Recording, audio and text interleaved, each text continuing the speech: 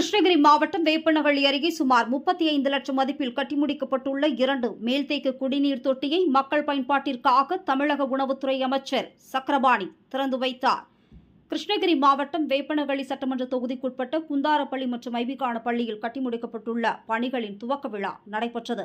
மாவட்ட ஆட்சியர் திருமதி சரையு தலைமையில் நடைபெற்ற இந்த விழாவில் கலந்து கொண்ட தமிழக உணவுத்துறை அமைச்சர் சக்கரபாணி கலந்து கொண்டு குத்தாரப்பள்ளி மற்றும் ஐபிகான பள்ளி ஆகிய கிராமங்களில் சுமார் 35 லட்சம் மதிப்பீட்டில் கட்டி முடிக்கப்பட்டுள்ள மேல்தேக்க குடிநீர் தொட்டியை மக்கள் பயன்பாட்டுக்காக திறந்து வைத்தார். இதேபோல மீமாண்டப்பள்ளியில் தேசிய ஊரக வேலைவாய்ப்பு உறுதி திட்டத்தின் கீழ் சுமார் 40 லட்சம் ரூபாய் மதிப்பீட்டில் புதிதாக கட்டி முடிக்கப்பட்டுள்ள ஊராட்சி மன்ற கட்டிடத்தினையும் அமைச்சர் சக்கரபாணி திறந்து வைத்தார். தொடர்ந்து சிறப்புரையாற்றிய அமைச்சர், முதல்வர் எல்லோருக்கும் எல்லா திட்டமும் கிடைத்திட வேண்டும் என்பதற்காக பல்வேறு திட்டங்களை செயல்படுத்தி வருவதாக தெரிவித்தார். மேலும் கிராம மக்களின் குடிநீர் சேவையை அறிந்து இப்பகுதி மக்களுக்காக 2 மேல்தேக்க குடிநீர் தொட்டியை வழங்கியுள்ளார்.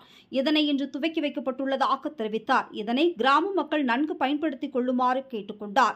இந்த விழாவின் போது மேற்கு மாவட்ட திமுக செயலாளரும் சட்டமன்ற உறுப்பினருமான பிரகாஷ், முன்னாள் சட்டமன்ற உறுப்பினர் முருகன் மற்றும் வட்டார வளர்ச்சி அலுவலர்களான குமரேசன், திருமதி பாபி பிரான்சி மற்றும் ஊராட்சி மன்ற தலைவர்களான திருமதி சின்னம்மாள் ராஜி, செல்வராஜே, நஞ்சேகவுடு, ஊராட்சி மன்ற துணைத் தலைவர் திருமதி தீபா எல்லப்பன், வார்டு உறுப்பினர்கள் கோவிந்தன், பாலப்பன், ஊர்கவுண்டர் பாலப்பன், செந்தில் உள்ளிட்ட பலர் இந்த விழாவில் கலந்து கொண்டனர்.